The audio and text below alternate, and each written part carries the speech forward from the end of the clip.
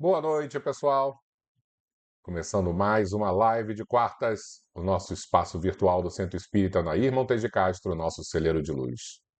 Que Jesus nos abençoe, que possamos unir os nossos corações a esse Mestre que nos abastece diariamente de bom ânimo, de força, de energia, de boa vontade, de bons propósitos, justamente para vencer as nossas más inclinações, porque esse é o verdadeiro significado do bom espírita, aquele que se esforça para vencer as suas más inclinações. E estamos buscando, todos nós, com certeza, esse bom espírita dentro de cada um, de cada coração.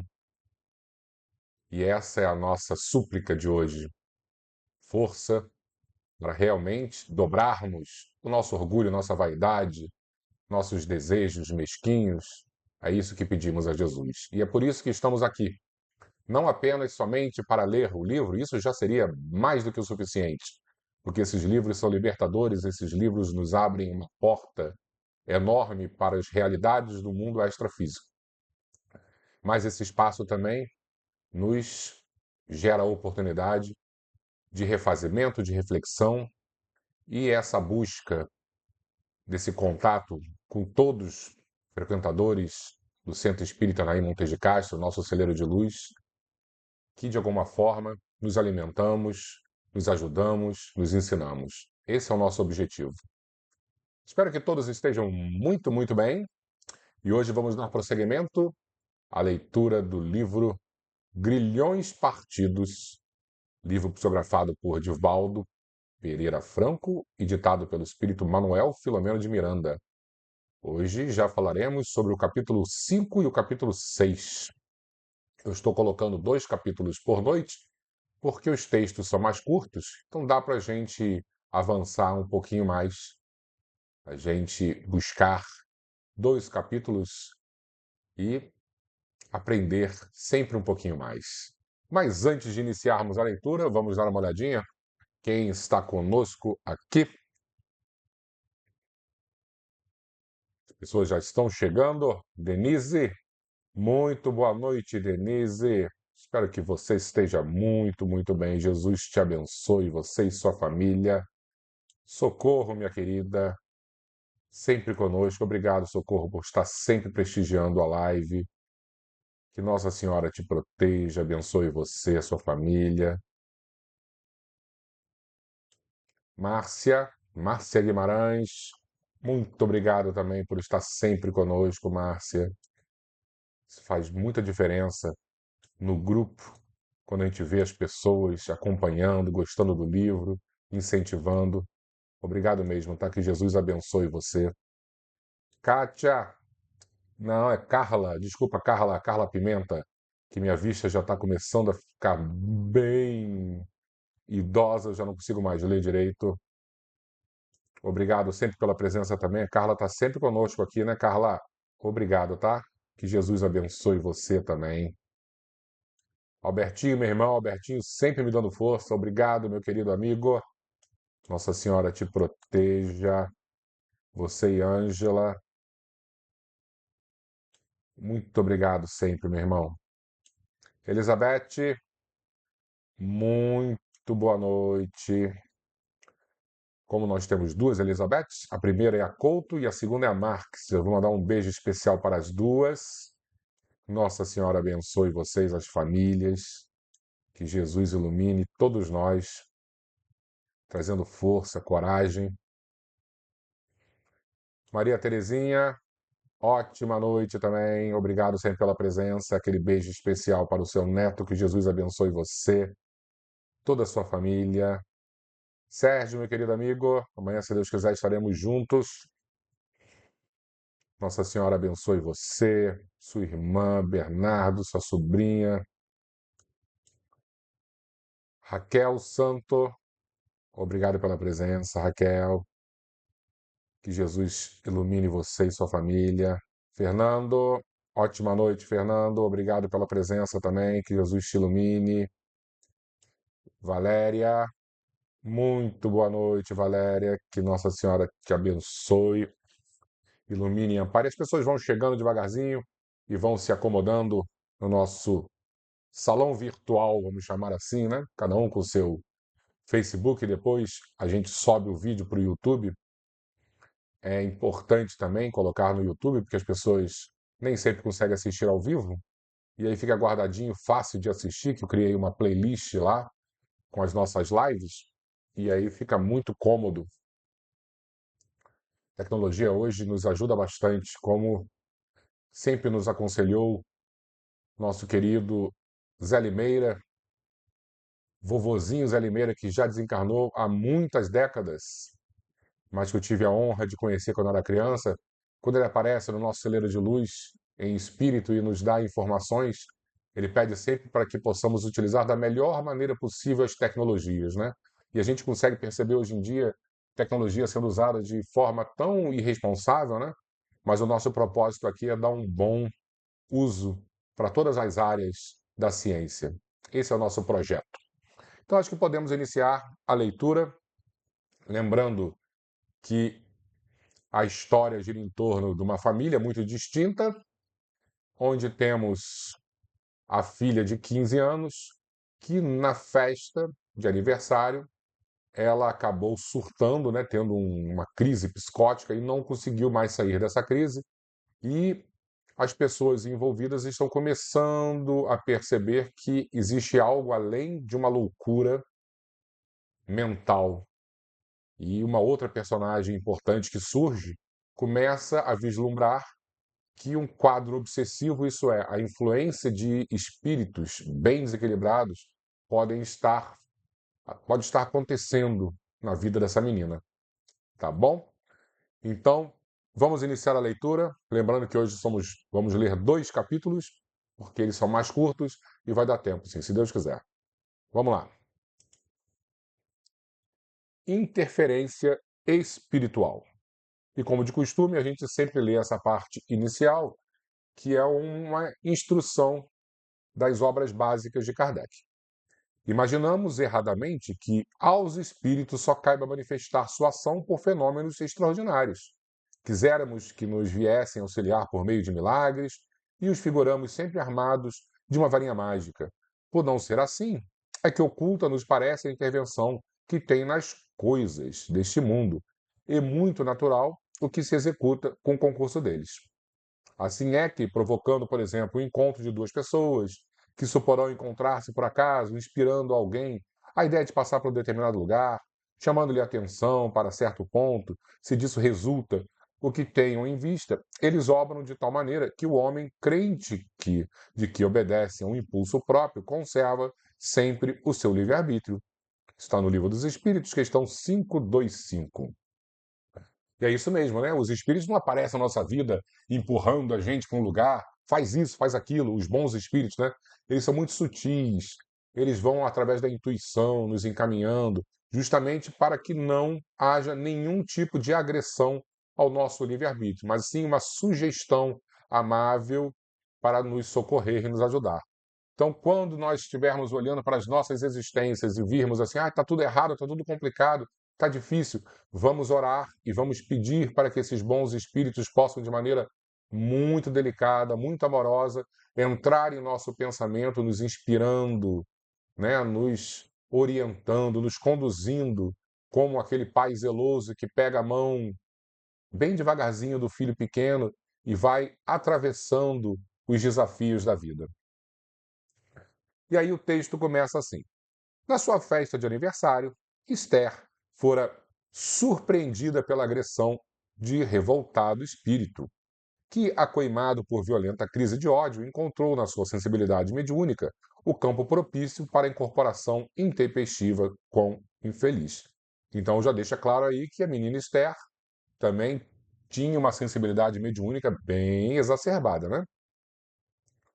Assenhorando-se das forças medianímicas da jovem, o obsessor, na sucessão dos dias, imantou-se-lhe quanto pôde ao campo psíquico, culminando no lamentável e longo processo de subjugação.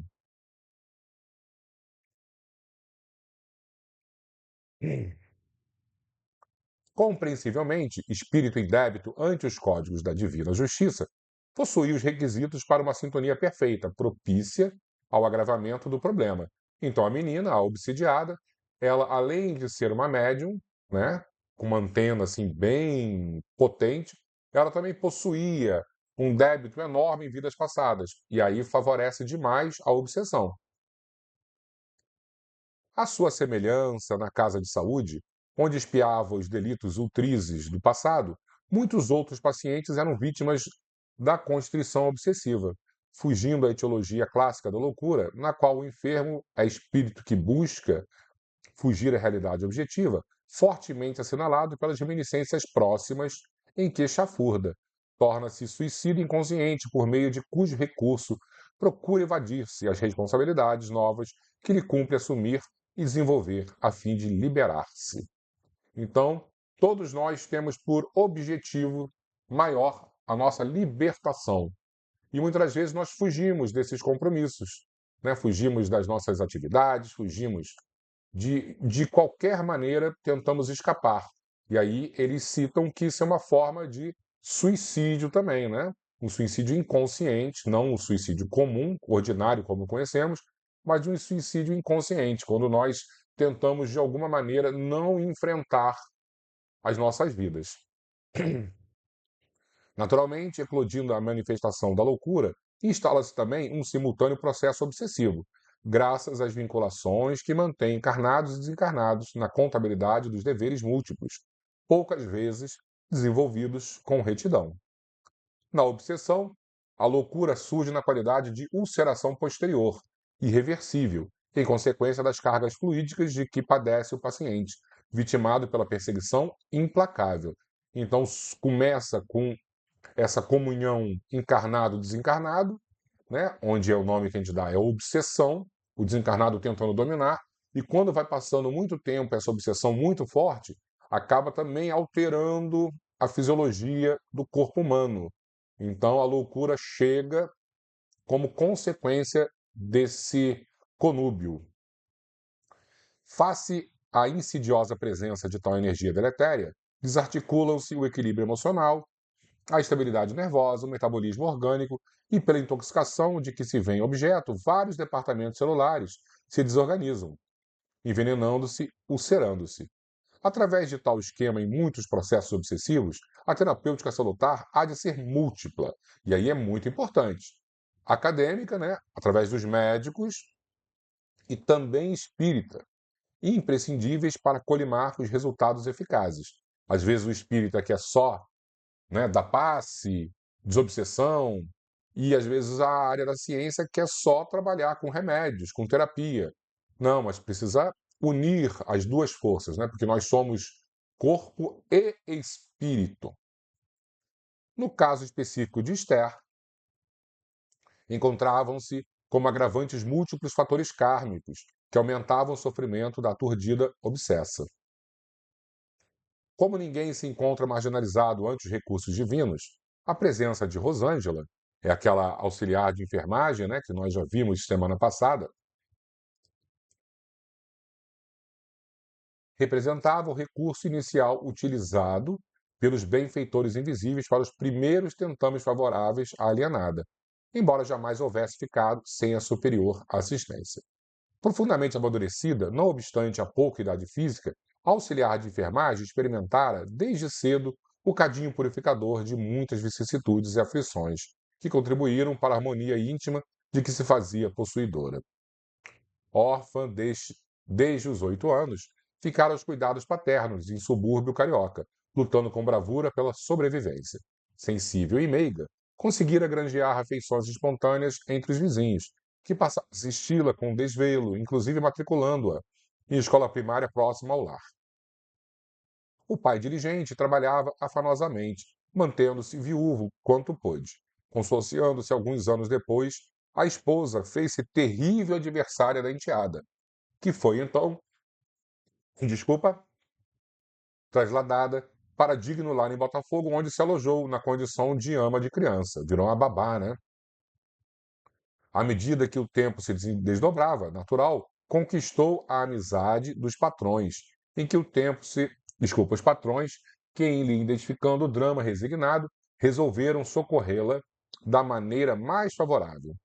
Espíritas convictos adestraram-na membro da família em que se convertera, na grandiosidade dos estudos doutrinários, cuidando também da sua instrução através do ingresso em ginásio noturno, donde estava recém-saída, após concluir ligeiro curso de enfermagem auxiliar, a cujo mistério agora se entregava. Participando dos labores espiritistas, aguçaram-se-lhe as faculdades mediúnicas, que receberam carinhoso e lúcido trato dos benfeitores, encaminhando-a ao centro espírita, onde passou a cooperar nos benéficos serviços de socorro desobsessivo.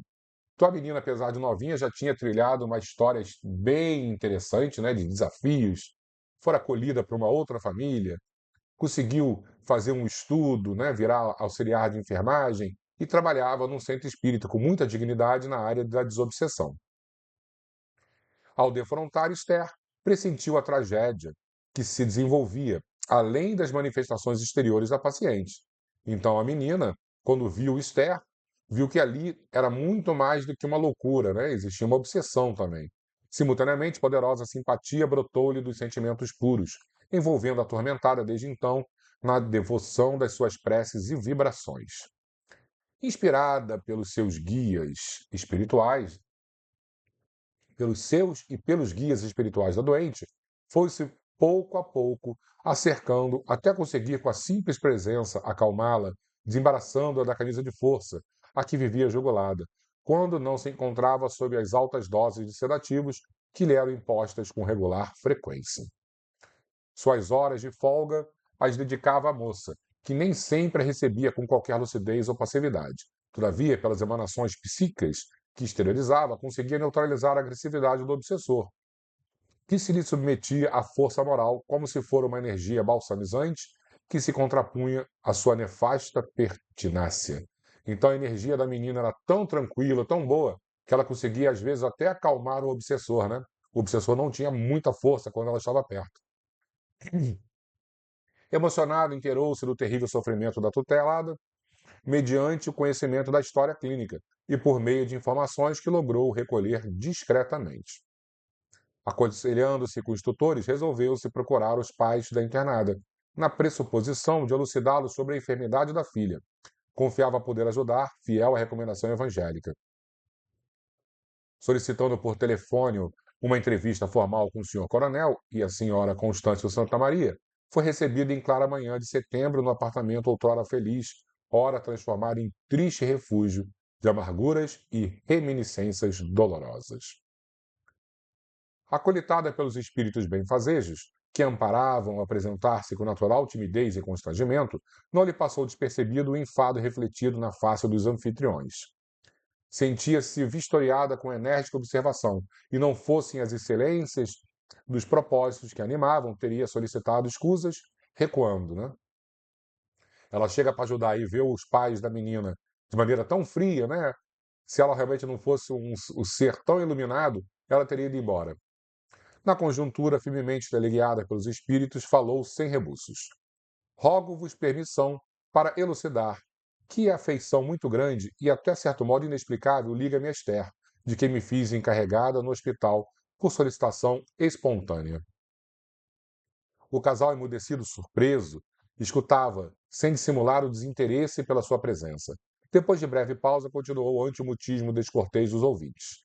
Veio cuidando dela há mais de um mês, sem conseguir-lhe uma palavra de equilíbrio que denotasse raciocínio, exceto, inquiriu a senhora.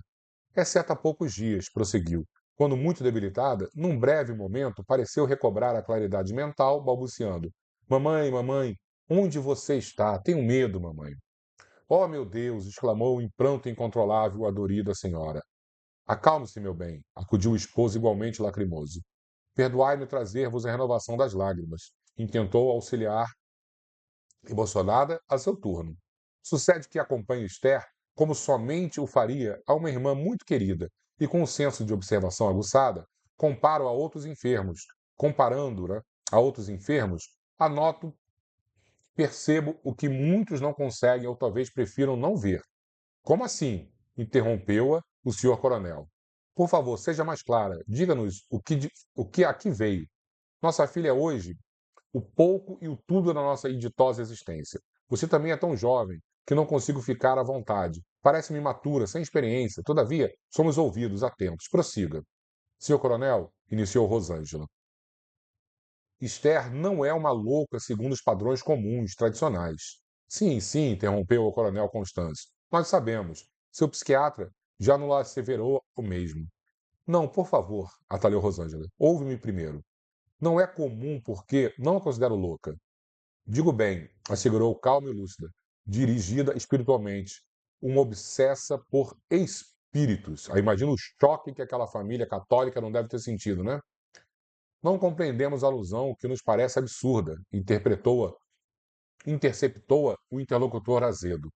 Ouve-me primeiro, solicitou confiante. A morte não elimina a vida, antes a dilata. Mudam-se as aparências no curso de uma única realidade, viver. Assim, com a morte do ser físico, não cessam as impressões do ser espiritual, conforme asseguram todas as religiões, do que decorre um natural intercâmbio incessante entre os que sobrevivem ao túmulo e aqueles que ainda não o atravessaram. Retornam felizes ou desventurados os que foram conduzidos ao país da morte, seja pelo veemente desejo de ajudar os afetos da retaguarda, adverti-los e confortá-los, com eles mantendo agradável comunhão, seja vitimados pelo sofrimento com que se surpreenderam, buscando ajuda e muitas vezes perturbando, sem seja dominados pelas paixões inditosas de que não se conseguiram libertar, perseguindo, destilando ódios, obsidiando em incessante conúbio. Mas isso é bruxaria, interrompeu-a quase violento. Aqui somos tradicionalmente religiosos e detestamos essa prática vulgares do fetichismo que, desgraçadamente, emprestam nesses dias a nossa sociedade. Rogo-lhe o favor de mudar o curso da conversação. Aliás, creio que já não temos o que conversar. Rosângela tornou-se lívida, enquanto o progenitor de Esther estava rubro de ira, furibundo. Sob o verniz social, agasalhavam-se muitos estados de ferocidade. Diga-me, senhorita, interrogou o áspero, qual a sua religião? Espírita, senhor. Desde quando o espiritismo é religião? Desde os primórdios. Atrevida e petulante, vir à minha casa arengar sobre magia negra, superstição, como se fôramos pessoas ignorantes pertencentes às classes inferiores que se comprazem por fuga psicológica e misérias nessas práticas, de que faz falta repressão policial enérgica. Antes de retirar-se, responda-me: nos hospitais agora se permitem bruxos e macumbeiros entre os seus servidores? Querido, exclamou a senhora, não se encolerize. Isto mesmo, redarguiu. Diga-me. A jovem estava perplexa, porém lúcida, e defletia. Como a verdade é proposital, comodamente ignorada.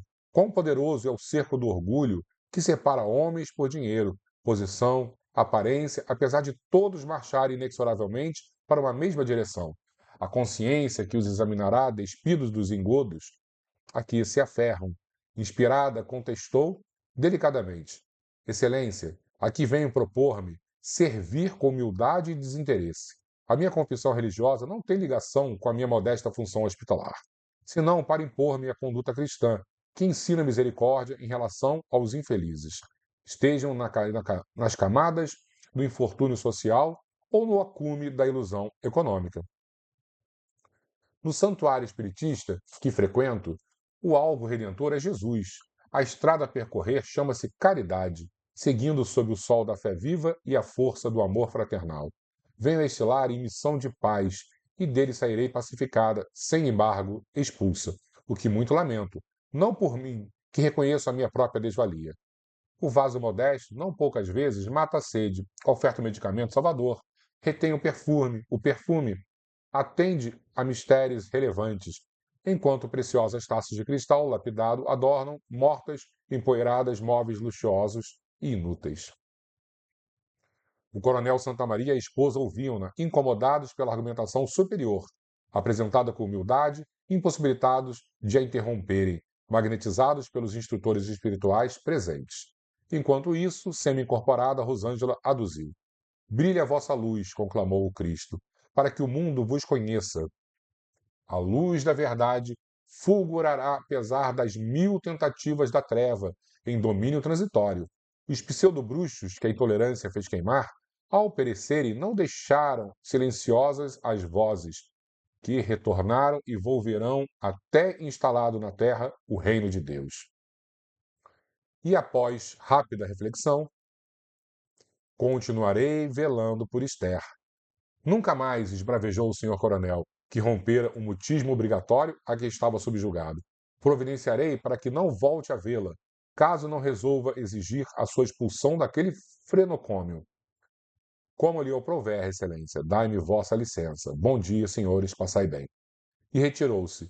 O dia seguia bonançoso, tépido. O vento e a maresia que corriam pela Avenida Atlântica, aspirados em longos alços pela jovem servidora de esperança, despertaram-na.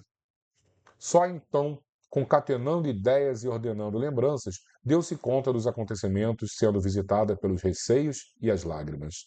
Rosângela foi excelente instrumento indireto dos bons espíritos, que tentavam desse modo interferir e ajudar no grave sucesso da subjugação de Esther.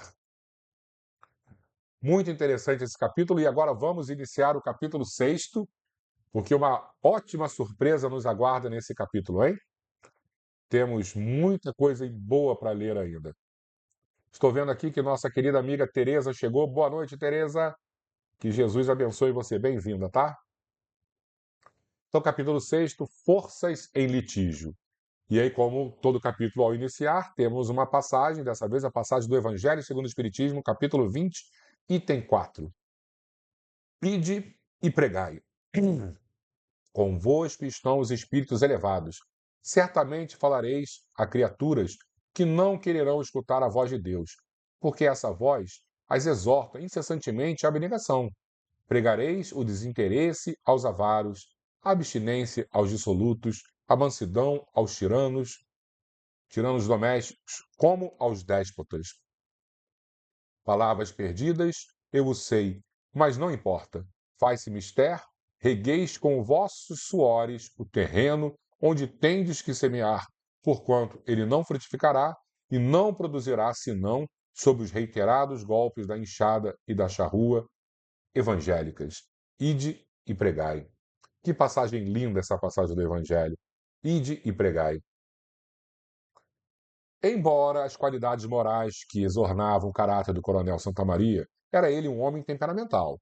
Forjado na escola do dever, desenvolvera-se simultaneamente o orgulho em que se apoiava a decisões e atitudes, sem embargo, proube justo quanto possível sê-lo. Com a enfermidade que dominava Esther, fazendo parecer os entusiasmos e aspirações de pai, a amargura solapou-lhe as alegrias, e o azedume costumais transviou para as rotas de surda revolta contra tudo, reagindo em volta por ignorar os móveis legítimos da aflição e poder removê-los, adquirindo assim a necessária serenidade para suportar as vicissitudes habituais na existência humana. Enfim, o coronel era um ser humano como qualquer outro e estava desesperado e, com o seu orgulho exacerbado, não conseguia enxergar as verdades do espírito. Tornou-se arredio, fechando ainda mais o círculo de amizades, somente saindo de raro em raro, razão porque mais aflitiva se lhe tornava a conjuntura. Frequentador de uma igreja religiosa, não possuía fé verdadeira, habituara-se ao mecanismo da ritualística, e como antes não houvera experimentado o travo das lágrimas, não se exercitara na comunhão com Deus, nem chegara a cultivar colóquios com o mundo espiritual. Nos primeiros dias de aziaga desesperação, recorrer à divindade, guiando a falsa posição de impositor, sem os lauréis do humilde requerente que confia. É natural que se deixasse desesperar. A oração vazia de expressão espiritual não conseguira leni-lo, em palavras sem tônica de amor nem fé.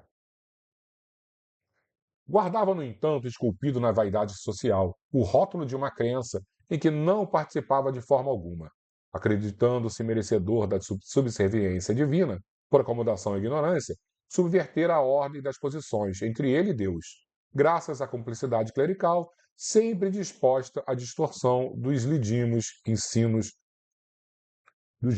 ensinos do Cristo, a fim de agradar os conspícuos transitórios vencedores do mundo, a que se submete por desmedida ganância de destaque terreno. Então, muitas vezes, nós achamos que somos realmente, fazemos parte da justiça divina, e nos colocamos numa posição de superioridade, né? Mal sabemos o quão pequeno ainda somos. Por isso, atribuiu a coragem de Rosângela aos laivos da petulância e do atrevimento por incomodá-lo com as remetidas do socorro que se via impossibilitado de receber. O orgulho é cruel inimigo do homem, porquanto envenenando cega-o totalmente. Simultaneamente, graças à psicosfera da felonia que cultivava, passou a sintonizar com outras mentes amotinadas que lhe cercavam o lar, em pleno concorde com o perseguidor de Esther, planeando alcançá-lo mais duramente. Rosângela, representando o auxílio divino indireto, foi expulsa pelos Vingadores encarnados, que lhe sabiam dos propósitos elevados. Né? E a gente vê como as tramas, né, das trevas funcionam, né? Eles atuam em diversas formas. Por isso que Jesus falou: orai e vigiai. Ferido na insensatez do orgulho desmedido, aguardou que passasse o domingo dourado e no dia imediato, fortemente conduzido pelos adversários desencarnados com quem sintonizava nos últimos tempos, foi queixar-se à direção do hospital, com as tintas carregadas da irritação sobre o procedimento da moça. Exigia que ela não voltasse a qualquer contato com a filha. Certamente não lhe impunha a demissão. Todavia propunha severa demonstração de que redundasse na próxima vez expulsão dos serviços pelo perigo que representava sua convivência junto aos pacientes. Vã cegueira da humanidade, luta em glória contra o aguilhão. Saindo aturdida do apartamento palaciano e trazida à realidade objetiva pelo afago da natureza festiva, Rosângela não dominou as lágrimas. Receio injustificável assaltou-a, e a antevisão da perda do trabalho afigurou-se-lhe como odiento fantasma de rude fracasso. Caminhou um pouco, algo desarvorada, sentou-se próximo ao mar, deu vazão aos sentimentos desconexos, depois recordou-se da prece, deixando-se arrastar pelas lucilações e consolos da oração. Mesmo no regozijar da praia imensa, vestida pela multidão quase despida, sentia-se a sós intercâmbio com os seus protetores, do que lhe resultou a renovação íntima, paz reconfortante. Sempre buscar a prece, né? Principalmente nos momentos que nós estamos mais perdidos. Esse é o nosso objetivo. Rosângela é um espírito muito evoluído, você vê que também passa por tudo que nós passamos. Desespero, angústia, vazio existencial, às vezes esquece da prece, mas chega um momento que nós somos conduzidos a orar, a buscar essa conexão. Logo refez-se, volveu ao lar, adiando a exposição dos resultados da entrevista. Os domingos na residência do Dr. Gilvan de Albuquerque eram o dia dedicados aos estudos do Evangelho, em estreito círculo de amigos e familiares. O Dr. Gilvan era pediatra próspero. Lembrando que o Dr. Gilvan era aquele senhor que acolheu a jovem Rosângela, onde ela trabalhava cuidando do netinho dele. Era pediatra próspero, que residia na praia de Botafogo, ultrapassara os 50 anos, havendo constituído uma família ditosa. Dona Matilde, sua esposa, era o exemplo de abnegação cristã, e o seu domicílio tornou-se núcleo de recolhimento espiritual, no qual mensageiros da luz encontravam vibrações superiores para o ministério a que se afervoravam, no socorro aos padecentes de ambos os planos da vida. Genitores de uma filha única, Márcia, estavam a consorciar-se, enriqueceu-os com a bênção de linda menina, Carmen Silvia. Residiam todos juntos por insistência do Dr. Gilvan, que devotado conseguira a aquiescência do genro, tido como filho do coração. Rosângela viera para pagiar a criança. Aí a Rosângela veio como babá da criancinha, né? Trasladando-se, porém, há menos de 2 meses para um curso de especialização nos Estados Unidos, os jovens nubentes seguiram com a filha, deixando a servidora ao lado dos pais, na condição de familiar, conforme lograra pela abnegação e demais dotes de espírito de que a moçoira se revestia. Nesse ínterim, o benfeitor localizara para trabalhar na casa de saúde. Estudando e praticando metodicamente o espiritismo, a família apurara a sensibilidade moral e psíquica, entesourando valores inapreciáveis com que se dispunham ao nobre labor do bem. Os deveres espirituais, livremente abraçados, eram desenvolvidos em clima de severidade e otimismo, gozando de primazia em qualquer circunstância. Os vícios sociais, inocentes na aparência, quão perniciosos na realidade, foram dali expulsos, e as conversações edificantes, leituras seletas, entremeadas de opiniões e humor agradável, constituíam serões que restauravam as forças, revigorando o espírito após os quefazeres do cotidiano. O espiritismo naquele domicílio, tornado santuário, constituía lídima ventura, caracterizando uma típica família cristã. O culto evangélico do lar, como natural consequência, se fazia realizar entre gáudios e esperanças. Música suave do clássico universal predispunha os assistentes, antes da reunião, ao recolhimento, à oração, em cujos momentos acalmavam-se-lhe as atribulações, desligavam-se dos atos problemas e desembaraçavam-se dos fluidos perniciosos. O grupo reduzido constituía-se de 12 a 15 pessoas. Em frequência habitual, interessadas na reforma íntima, empenhadas na autoiluminação. Às 20 horas, pré-estabelecidas para o início da reunião, acercavam-se da mesa sob a direção do Dr. Albuquerque, encarregado de conduzir os estudos. Naquela noite, sob as fortes impressões do acontecimento da manhã, Rosângela sentia-se confrangida. Ninguém a constrangera a explicações. Ali a liberdade e a confiança se afagavam, facultando perfeita compreensão dos deveres e dos direitos. Não havia imposições. Ato contínuo, a prece de abertura procedia com a discreta emotividade pelo orientador da tarefa. Dona Matilde tomou de O Evangelho segundo o Espiritismo, confiante, e, impulsionada pelos mentores espirituais presentes, abriu no capítulo número 20, Os Trabalhadores da Última Hora, e leu o subtítulo, Os Obreiros do Senhor. Um leve sorriso de júbilo delineou todos os lábios por saberem que aquela era a instrução vertida do alto para conduzi-los e sustentá-los nas lutas por vindouras. Com voz pausada e boa dicção, a nobre senhora começou a ler. Item 5. Aproxima-se o tempo em que se cumprirão as coisas anunciadas para a transformação da humanidade. Ditosos serão os que houverem trabalhado no campo do Senhor, com desinteresse e sem outro móvel senão a caridade. Seus dias de trabalho serão pagos pelo cêntuplo do que tiverem esperado. Ditosos os que hajam dito a seus irmãos: trabalhemos juntos e unamos os nossos esforços, a fim de que o Senhor, ao chegar, encontre acabada a obra, porquanto o Senhor lhes dirá: vinde a mim, vós que sois bons servidores, vós que soubestes impor silêncio às vossas rivalidades e às vossas discórdias, a fim de que daí não viesse dano para a obra.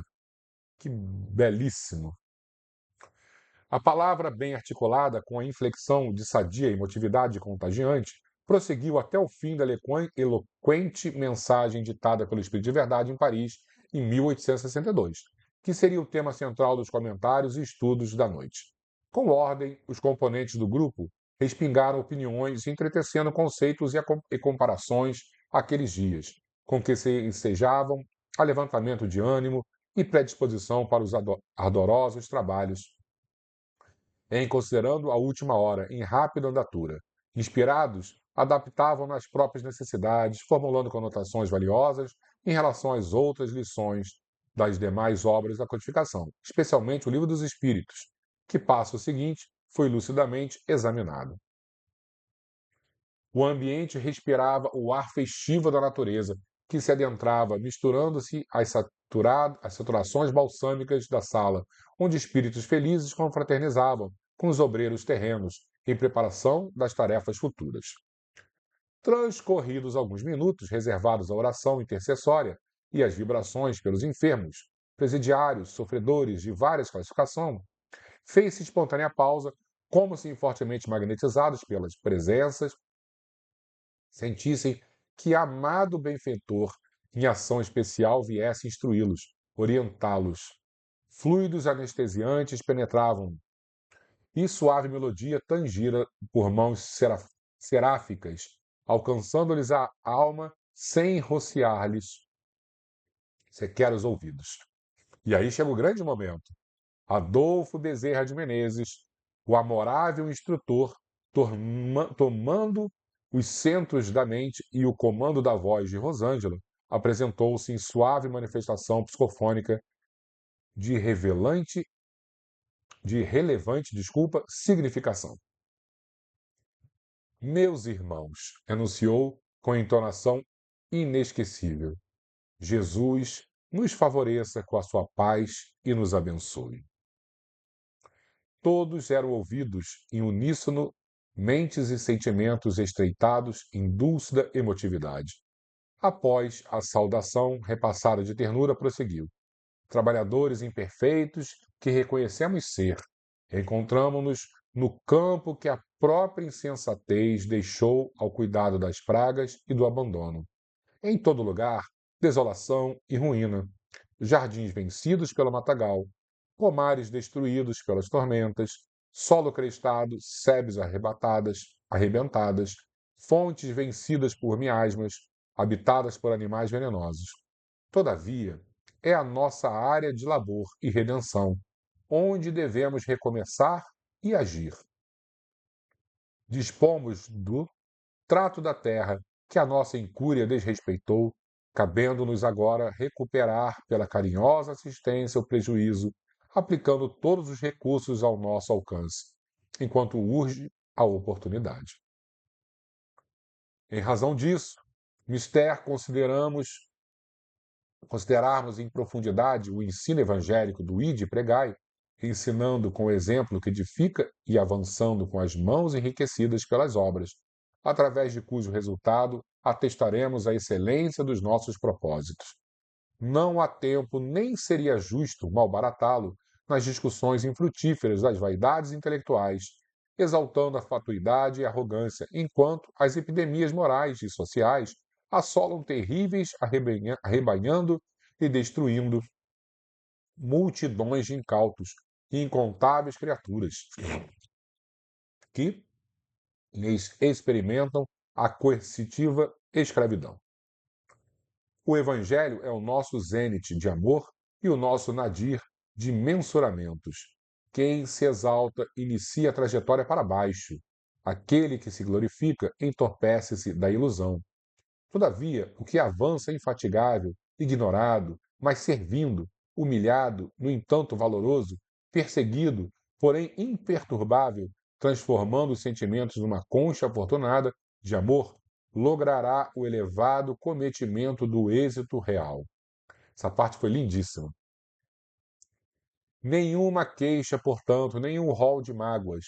Nosso tempo mental deve ser dedicado à elaboração dos planos de serviços relevantes e contínuos. Jesus é o exemplo ideal do trabalhador modelo. Não foi poupado nem compreendido. Entretanto, elaborou e viveu o código de felicidade com que nos acena e de que dispomos para o desiderato regenerativo. Há de vir no muitas dores e provações, por serem o que merecemos. Provaremos amargos testemunhos. Estes nos serão os preços, a honra e a glória de servir. Ninguém alcança as comeadas da paz sem os estertores no vale das lutas. Indispensável perseverar e insistir. Intervalo natural ajudava a reflexão dos conceitos e fixação deles nos recessos da alma, enquanto diminutas gotas fluídicas pairavam no ar qual orvalho divino, penetrante. De imediato prosseguiu. Comprometemo-nos restaurar a primitiva pureza cristã entre os homens, vivendo de maneira condicente com os ensinos evangélicos. Responsabilizamo-nos ante os instrutores elevados em não menosprezar a atual concessão celeste, tornando-nos maleáveis à inspiração superior, de modo a realizarmos a tarefa, mais de uma vez interrompida. Concordamos em dar a vida, se necessário, pela implantação do Consolador no mundo. Nestes dias tumultuosos, recebemos auxílios de toda sorte. Não nos têm sido regateados socorros. Conhecemos de perto a agonia e a miséria. Também sabemos o paladar da esperança e o aroma dos júbilos. Que mais aguardamos? Avisados de que nossa luta seria entre as forças em litígio, o bem e o mal, eis-nos na liça. A refrega é o nosso leito de repouso a dificuldade, o desafio que nos chega e a dor, nossa condecoração. Ainda por demorado período que se fará cruenta a luta dos cristãos novos decididos. Ontem, essa parte é muito bela, hein? Ontem, a arena requisitava o estoicismo do momento, né? Hoje, as balizas do circo se situam em perímetros colossal, que abrange intermina área de ação e as feras, as paixões. Tentarão o nefando morticínio, ferindo de dentro para fora. Não existem mais leões comendo os cristãos, mas existem os leões internos. São os nossos demônios íntimos, né? São as nossas questões antigas daquele homem velho, e isso sim que nós temos que lutar contra. Porque eles tentam nos destruir de dentro para fora. Não há por que recear. Muitas vezes o pretérito de delitos assomará à frente como ultriz necessidade, ou ferida exposta, ou desequilíbrio tormentoso, ou açoite inexorável, ou inquietação afungente. Mergulhando-se a mente e as preocupações nas águas lustrais da Boa Nova e as mãos no trabalho, não haverá ensejo para o desânimo, nem para acomodação no lamento ou a tentação da fuga. Vive-se morrendo e morrendo está se vivendo. Cada realização enobrecida constitui título de ventura e todo receio mais sombra na treva dos problemas. As alternativas são servir sem desfalecimento e confiar sem tergiversação. Jesus fará o que nos não seja possível realizar.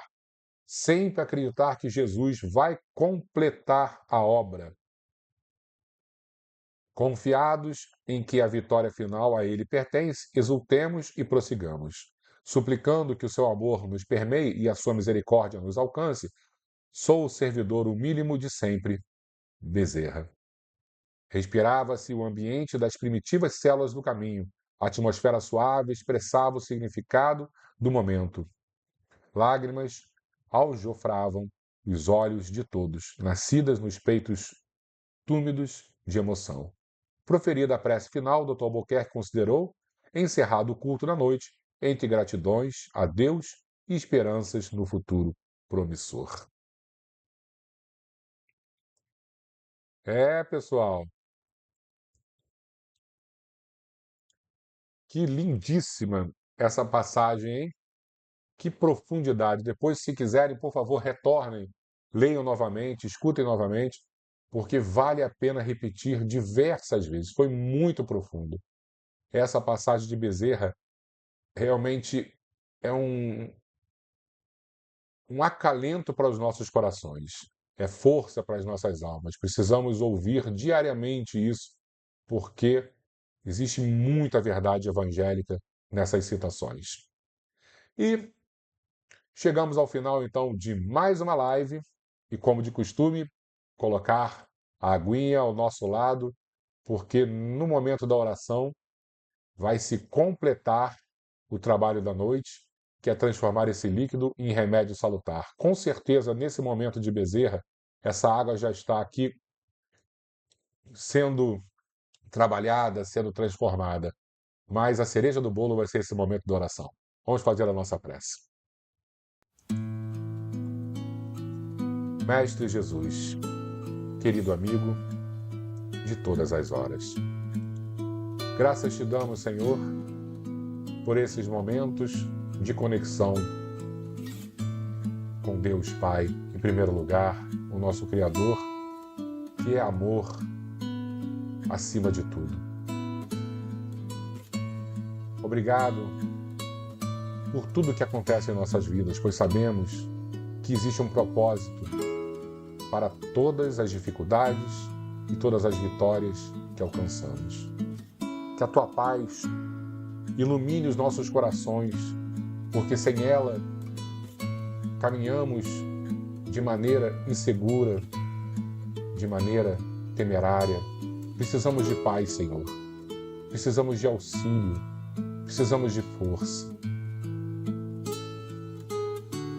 E esta noite um pedido especial para que todos nós, frequentadores do Centro Espírita Nair Montes de Castro, possamos receber através do seu acréscimo de misericórdia, uma energia extra, uma força extra, para que a caminhada possa continuar sob a tua proteção, sob o teu amparo. Mestre amado, aqui estamos, Senhor, pedindo com a humildade que às vezes não existe de maneira completa em nossas almas, mas tentando alcançá-la, pedindo com a fé que em diversos momentos fraqueja, mas também almejamos encontrá-la um dia. Pedimos, Senhor, imploramos, ajuda-nos, protege-nos, abençoa-nos. É o que mais necessitamos. A saúde física e espiritual que tanto buscamos também seja alcançada por todos nós. Principalmente um pensamento mais equilibrado, porque ele vai resolver equilibrar as forças conturbadas da nossa organização física. Assim, Senhor, ajuda-nos a pensar de maneira mais correta, de maneira mais amável, de maneira mais sintonizada com os bons espíritos que nos inspiram. Infelizmente, não conseguimos ouvir de maneira clara, pois não estamos ainda à altura desta compreensão. Mestre amado, fica conosco, nos abençoando, amparando, iluminando nossas famílias, protegendo os nossos lares. Apesar de todas as complicações que nós às vezes somos responsáveis, abençoa-nos, Senhor, ilumina-nos, perdoa-nos. Assim seja, Mestre. Graças a Deus.